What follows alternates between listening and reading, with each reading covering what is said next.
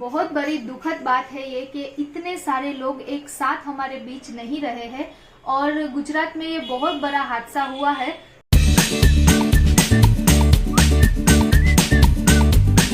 Hello नमस्ते, very good evening, जय Shri Krishna, welcome back to Riddhi Khorawas vlog. चलिए, अभी बहुत अच्छी इवनिंग का टाइम हो गया है और मैं हो गई हूँ एकदम से रेडी। और हाँ, रेडी मैं इसलिए हुई हूँ क्योंकि मुझे जाना है मार्केट में ना मुझे एक दो काम फिनिश करने जाना है। सो मैंने ना अभी हेमल को कॉल किया कि आप ना घर पे आइए, मुझे ना थोड़ा मार्केट में काम है।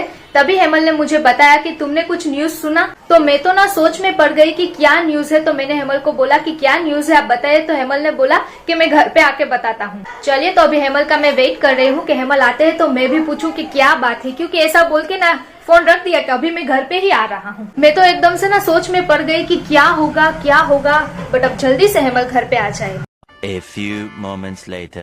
सो चलिए, फाइनली अभी हेमल घर पे आए हैं। तो पहले ना मैं हेमल से पूछती हूँ कि क्या बात है, क्योंकि बोला ना तो 5-10 मिनट हो गई फिर जाके वो आ रहे थे। तो कब से मैं वही थिंकिंग कर रही हूँ कि जल्दी हेमल आए। और बताइए क्या बात है। क्या हुआ? आपने आधी अधूरी बात तो वो बोल के छोड़ दी। तो वो ना मैं रास्ते में था इसलिए। रास्ते में थे वो तो मुझे भी पता है, तो ऐसे बोलना नहीं चाहिए। क्या बोलना नहीं चाहिए? कि तुमने कुछ सुना ये वो मैं तो घर के काम में बिजी थी, तो मैंने तो टीवी भी नहीं देखा यार। तो क्या करूँ मैं अभी? टीवी तो अभी स्टार्ट है, ऑन है अभी। वो टीवी नाम का ही स्टार्ट है। मेरे टीवी में ज्यादातर ना भजन स्टार्ट रहते हैं यहाँ पे, और मैं तो कहीं चली गई होती हूँ, या तो किचन में हूँ, टेरेस पे हो, कुछ काम कर रही हूँ, ऐसा ही सब कुछ चलता है। तो इस चक्कर में याद आया कि मैंने कपड़े भी नहीं लिए हैं, तो मुझे कपड़े लेने भी जाना है, सुखाए थे वो। देखो, ऐसा ही होता है, काम ही इतना ज्यादा होता है, साथ में मेरा एडिटिंग का काम होता है, फिर दूसरा काम होता है, उसी में भी मैं बिजी हूँ। खाना बनाना, हाँ, खाना बनाना बाकी होता है, फिर मार्केट जाना है, घर के लिए सामान लेना होता है। तो इस चक्कर में टीवी का तो टाइम मुझे कम ही मिलता है। वो न्यूज ना इसलिए बोला कि तुमने कुछ सुना, कुछ देखा, पर तुमने तो कुछ सुना नहीं होगा, देखा नहीं होगा। यस, इसीलिए तो मैंने आपको पूछा ना कि क्या न्यूज है, क्या बोल रहे हैं आप। सो हमारे गुजरात में ना बहुत बड़ा हादसा हो गया, वो भी बात मत पूछो रिट्स। क्या हुआ वो तो बताइए। बट बहुत बड़ा हादसा, यानी कि ना प्लेन क्रैश हो गया। कहाँ पे? अहमदाबाद पे। अहमदाबाद में? और वो भी इंटरनेशनल फ्लाइट थी, यानी कि अहमदाबाद से लंदन के लिए जा रही थी flight. Okay, out of India जा रही थी। तो अचानक से कैसे हो गया? कुछ मालूम नहीं। अभी न्यूज में मैंने थोड़ा बहुत सुना ना, तो वो बोल रहे थे कि प्लेन ना टेक ऑफ, यानी कि वो प्लेन जब टेक ऑफ किया, यानी कि अभी स्टार्ट ही हुआ। हाँ, स्टार्ट ही हुआ, तो उसमें ना इंजन के कुछ खामियां या फिर 2 इंजन ना बंद हो चुके थे। ओके। तो वो उड़ान ही नहीं भर पाया। अचानक से तो प्लेन में तो कितने सारे पैसेंजर होते हैं ना? प्लेन में आई थिंक 250 या 300 आसपास। क्योंकि प्लेन में तो कोई 1-2 तो नहीं होंगे ना, होंगे, इतने सारे लोग होते हैं प्लेन में। फिर जैसे किसी ट्रेन में भी बहुत सारे लोग होते हैं, उस तरह फ्लाइट में भी सब लोग जाते हैं ना। और ये इंटरनेशनल फ्लाइट थी। यस, तो बहुत बड़ी बात है। मैंने सच में नहीं देखा, वरना मैं ही बताती आपको कॉल करके। और हाँ, एक बहुत बड़ी दुखद के समाचार है कि हमारे जो पूर्व सीएम थे ना, उसका भी शायद उसमें निधन हुआ है, क्योंकि वही फ्लाइट में थे। सीएम हमारे विजय भाई रूपाणी थे, जो पूर्व सीएम, वो भी उस फ्लाइट में थे। तो उसका भी शायद निधन हो चुका है। पक्का मुझे न्यूज मालूम नहीं है, अभी मैं न्यूज में जाऊंगा, फिर देखूंगा, फिर पता चलेगा। हाँ, वो बात तो सही है, क्योंकि प्लेन क्रैश होता है तब वो एक धमाका जैसा होता है ना। क्योंकि मैंने वो कहीं न्यूज पहले थोड़े टाइम पहले देखा था, कहीं पे प्लेन क्रैश हुआ था, तब ऐसा ही आ रहा था कि बहुत बड़ा धमाका होता है। इसमें भी धमाका हुआ रिच। वो क्या है ना कि एक लड़का ना ऊपर से टेरेस में जाके वो डेली का यानी कि 2-3 पहले का वो शूट कर रहा था कि कोई भी निकले ना प्लेन, तो ना शूट करता था कि वैसे ही। तो आज उसने भी शूट किया, और अचानक तो जैसे कि वो प्लेन गया, आगे गया, फिर वो नीचे। बट ये प्लेन जब क्रैश हुआ तो हुआ किस तरह से होगा? आपने बोला इस तरह से इंजन बंद हो गए। हाँ, जब उसने स्टार्ट किया इंजन बंद हो गए, इसके लिए वो किसी उड़ान ज्यादा नहीं भर पाया। हाँ, इसकी वजह से वो एक ही साइड पे ही रहा होगा, और आई थिंक किसी पे टकराया होगा या किसी पे कुछ आ गया होगा, इसलिए उसका क्रैश हुआ। एक बिल्डिंग में टकराया। ओके, हाँ, और वहाँ ही ब्लास्ट हो गया। Oh my God. तो बहुत बड़ी बात है। न्यूज तो मुझे मालूम है कि 200 से ज्यादा तो हाँ होंगे ही ना पैसेंजर तो 300 आसपास है। हाँ? बट 200 से ज्यादा चले गए हैं। ऐसी बात है। बहुत ये गंभीर समस्या कह सकते हैं, बहुत बड़ी बात है, क्योंकि जिसके घर के लोग उस फ्लाइट में होंगे उन लोगों पे क्या बीत रही है ना, वो हम नहीं समझ सकते, वो लोग ही समझ सकते हैं। और कई बहुत सारे बड़ी घर के बात है लोग, ये। कई सारे घर के लोग, उसके घर के लोग ना अभी भी है बाहर। हाँ, पर वो तो वही होगा ना, क्योंकि ऐसा सब हादसा हुआ होगा तो उन लोगों को तो सडनली वो क्या बोलते हैं, तात्कालिक हॉस्पिटल ले गए होंगे ना। अब उसमें क्या, कौन क्या है, वो सब किस तरह से हो रहा होगा वो हम भी समझ सकते हैं। देखिए, अभी भी न्यूज के माध्यम से हम सब देख सकते हैं ये सब। ये क्या लिखा है, मुसाफिर का नाम। और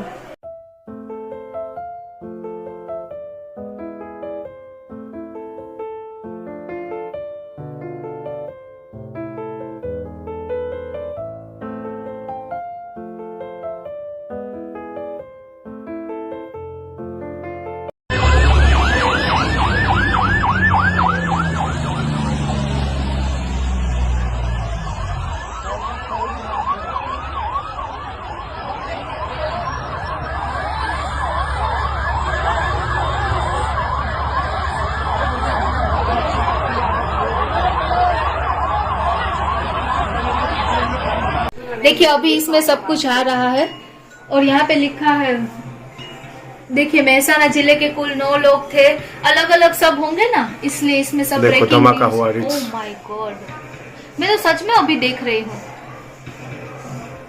हूँ। ये वीडियो ना वहीं का है, वो जो एयरपोर्ट था ना। हाँ हाँ। वही का वीडियो। અમદાવાદમાં પ્લેન દુર્ઘટના સર્જાય અને તેમાં સિવિલ હોસ્પિટલ વિપક્ષ નેતા પણ પહોંચ્યા હતા। दोपहर से हो गया है। અમદાવાદમાં થયેલી પ્લેન ક્રેશની દુર્ઘટનાનો જે મામલો પ્રકાશમાં આવ્યો છે, વિપક્ષ નેતા અમિત ચાવડાએ હોસ્પિટલમાં મુલાકાત લીધી, જે ઇજાગ્રસ્તો છે તેમની મુલાકાત લીધી। और अभी न्यूज के माध्यम से मैंने देखा कि जो फ्लाइट में जो पैसेंजर थे ना, वो 242 यानी कि 242 यानी कि 242 जना। और इसमें दिखाया जा रहा है कि उसमें 14 तो ना 14 बच्चे भी थे, क्योंकि सब लोग साथ में फैमिली होंगे तो वो, और कहीं घायल हो गए हैं, यानी कि चोट लगी है कई सारे लोगों के, तो वो भी आ रहा है इसमें। देखिए, उसको ना सिविल हॉस्पिटल में तात्कालिक ले जाया गया होगा। बहुत बड़ा हादसा हुआ है ये। हाँ, बहुत बड़ी बात है, क्योंकि सब लोग कितना टेंशन में होंगे। जब हम यहाँ पे बैठ के ये सब सुन रहे हैं तो हमारा वो मगज खस गया, यानी कि हम सोच नहीं पा रहे हैं, तो ये लोग तो किस तरह से वहाँ पे सब हैंडल कर रहे होंगे। बहुत बड़ी बात है। हाँ, ये સુધી પણ પહોંચ્યા હતા।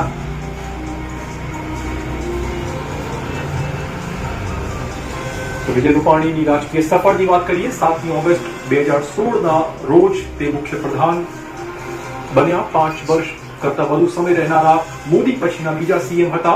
2016માં ગુજરાત પ્રદેશ ભાજપના પ્રમુખ પણ તે બન્યા હતા। 2014માં રાજકોટ પશ્ચિમ બેઠક પરથી તે ધારાસભ્ય તરીકે ચૂંટાઈ આવ્યા હતા। अभी देखिए यहाँ पे न्यूज में ना, जो मुसाफिर यानी कि जो सब लोग जा रहे थे ना प्लेन में, उसकी यहाँ पे पूरी डिटेल आ रही है, कौन सी सिटी से थे और उसका नाम, फोटो वगैरह सब कुछ यहाँ पे आ रहा है। जूनागढ़, वेरावल, सब अलग अलग सिटी के नाम आ रहे हैं, उसके फोटोज भी यहाँ पे आ रहे हैं नाम के साथ।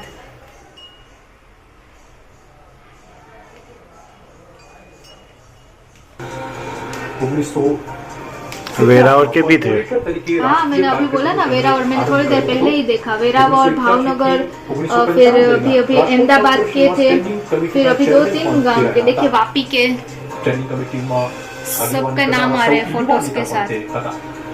और हाँ, अभी हेमल ने बताया ना, वो न्यूज भी सही है कि हमारे जो पूर्व सीएम थे विजय भाई रूपाणी, वो भी इसी फ्लाइट में थे, तो वो भी अब हमारे बीच नहीं रहे हैं। बहुत ये दुखद समाचार है। उसी तरह से बहुत सारे लोग को आज हम लोगों ने खोया है एक साथ में, तो बहुत मतलब बहुत दुख की बात है। भगवान बस जल्दी से सब कुछ ठीक कर दे और सबकी आत्मा को शांति दे। જે મેડિકલ હોસ્ટેલ અથવા તો કોલેજ જેને બિલ્ડિંગ જે અલગ અલગ બિલ્ડિંગ હતા, જે રેસિડેન્શિયલ માનવામાં આવતું હતું, જ્યાં લોકો રહેતા હતા, ડોક્ટર્સ રહેતા હતા, તે આ ઘટના ઘટી છે। તો અંગે વધુ અપડેટ પણ મેળવીશું। મૌલિક આપણી સાથે જોડાઈ ગયા છે ઘટના સ્થળ પરથી અને ત્યાંની વધુ વિગતો આપણને આપવાનો ત્યાંથી પ્રયત્ન કરશે। જી મૌલિક, આપ કયા સ્થળ પર છો ને ત્યાંથી શું અપડેટ?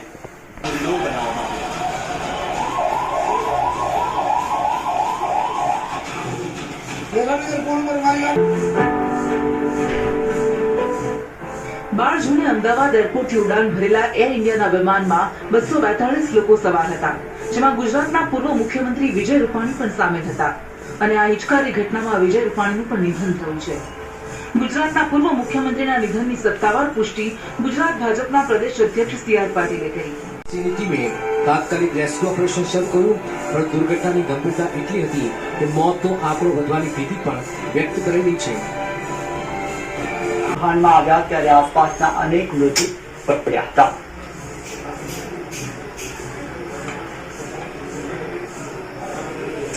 क्या है ना कि हमारे गुजरात में इतना बड़ा हादसा हो गया, तो इस बीच हम लोग भी क्या करें कुछ समझ में नहीं आ रहा है. जब न्यूज के माध्यम से हम लोग देखते हैं तो हमें भी बिल्कुल अच्छा नहीं लगता है, क्योंकि एक हो तो कोई समझ आए. इतने सारे लोग, इतने सारे पैसेंजर थे उसमें, कहीं सारे हमारे बुजुर्ग थे, कहीं सारे हमारे देश के युवा थे, कहीं सारे छोटे छोटे बच्चे थे.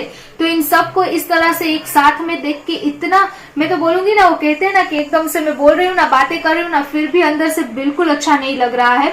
जब न्यूज के माध्यम से देखा तो हमारी आंखों में भी पानी आ गया, क्योंकि इतना बड़ा हादसा हुआ है. तो हम यहाँ पे बैठ के हमारी रूह कांप जाती है. तो जिन लोगों का परिवार होगा वो बेचारे किस तरह से सब कुछ हैंडल कर रहे होंगे, क्योंकि अभी अभी न्यूज के माध्यम से ये भी बताया जा रहा है कि जो पैसेंजर थे उन लोगों को वहां से लेके सबको सिविल हॉस्पिटल में एडमिट कर दिया है. यानी कि कहीं सारे तो मृत है, यानी कि हमारे बीच नहीं रहे हैं. फिर भी उसके फैमिली वालों को ये पता नहीं है इस बात का कि वो लोग है नहीं है, क्योंकि अभी तक पूरी तरह से पुष्टि नहीं की गई है. कौन कौन से लोग वहां पे है वो सब कुछ अब धीरे धीरे करके बाहर आ रहा है. तो इस बीच का जो समय होता है ना, वो बहुत ज्यादा कठिन होता है. तो बस भगवान से यही प्रार्थना करूंगी कि सबको भगवान एक हिम्मत दे, सबको इस लड़ाई को लड़ने की. एक लड़ाई जैसा ही होता है, क्योंकि हमारे परिवार वाले अगर उसमें होते हैं तो हम ही सोच सकते हैं, हम समझ सकते हैं कि हमें कितनी हिम्मत चाहिए उसका सामना करने के लिए. जो हमारे बीच में अभी नहीं रहे हैं उन सब की आत्मा को भगवान शांति दे. जय श्री कृष्ण.